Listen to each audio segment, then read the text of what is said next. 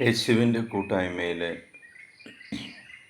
സ്നേഹം നിറഞ്ഞ എല്ലാ പ്രിയ ദൈവമക്കൾക്കും അനുഗ്രഹത്തിൻ്റേതായ ഒരു പുതിയ ദിവസം ഏറെ ബഹുമാനത്തോടുകൂടി ആശംസിക്കുന്നു. ഇന്ന് നമ്മൾ ശ്രവിക്കുന്ന തിരുവചന ഭാഗം സുഭാഷിതങ്ങളുടെ പുസ്തകം 8-ാം അധ്യായം 18-ാം തിരുവചനം. സമ്പത്തും ബഹുമാനവും നിലനിൽക്കുന്ന ധനവും ഐശ്വര്യവും എൻ്റെ അടുക്കലുണ്ട്. ഒരു മനുഷ്യന് തൻ്റെ ഈ ലൗകിക ജീവിതത്തിൽ ആവശ്യമുള്ളതെല്ലാം ദൈവത്തിൻ്റെ പക്കലുണ്ടെന്ന് ദൈവവചനം നമ്മളെ പഠിപ്പിക്കുന്നു. നിനക്ക് സമ്പത്തും ബഹുമാനവും ധനവും ഐശ്വര്യവും വേണമെന്നുണ്ടെങ്കിൽ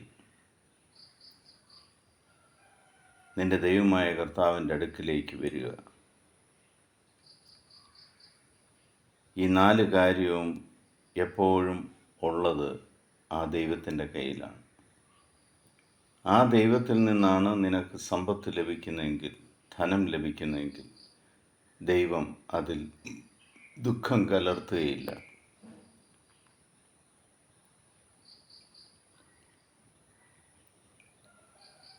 സാമ്പത്തികമായി ബുദ്ധിമുട്ടുന്ന,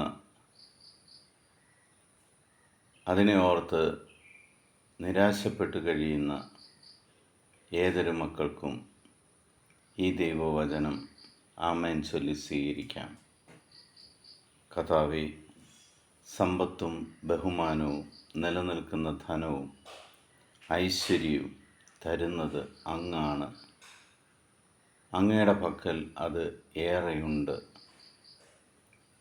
അത് പാപിയും ബലഹീനമായ ഈ ദാസന് നൽകി അനുഗ്രഹിക്കുന്നതിന് ഞാൻ അങ്ങേക്ക് നന്ദി പറയുന്നു. അങ്ങ് എൻ്റെ കൂടെ ഉള്ളതിന് ഞാൻ നന്ദി പറയുന്നു. അങ്ങ് എന്ത് തന്നാലും നിറഞ്ഞ സംതൃപ്തിയോടെ ഞാനതിന് നന്ദി പറയുന്നു. നമുക്ക് നമ്മുടെ ദൈവമായ കർത്താവിൻ്റെ സന്നിധിയിലേക്ക് എത്രയും വേഗം പോകാം. ആ ദൈവത്തോടൊപ്പമായിരിക്കാം. ആ ദൈവത്തിൻ്റെ സ്നേഹസമാനമായ പ്രവൃത്തികളിൽ നമുക്കും വ്യാപരിക്കാം.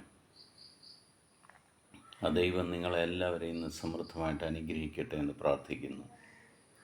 പിതാവായ ദൈവത്തിൻ്റെയും പുത്രനായ യേശു ക്രിസ്തുവിൻ്റെയും പരിശുദ്ധാത്മാവിൻ്റെയും കൃപയും അനുഗ്രഹവും സമാധാനവും എപ്പോഴും നിങ്ങളുടെ കൂടെ ഉണ്ടായിരിക്കട്ടെ.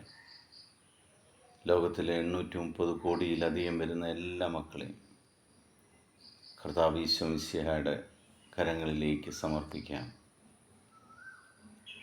ലോകസമാധാനത്തിന് വേണ്ടി പ്രാർത്ഥിക്കാം. നമ്മുടെ കുടുംബത്തിൽ ദൈവത്തിൻ്റെ ശക്തമായ ഇടപെടലിന് വേണ്ടി പ്രാർത്ഥിക്കാം. ദൈവം സമൃദ്ധമായിട്ട് നമുക്ക് വേണ്ടതെല്ലാം നൽകട്ടെ എന്ന് പ്രാർത്ഥിക്കാം. ഈശോ മിശിഹായ്ക്ക് സ്തുതിയായിരിക്കട്ടെ.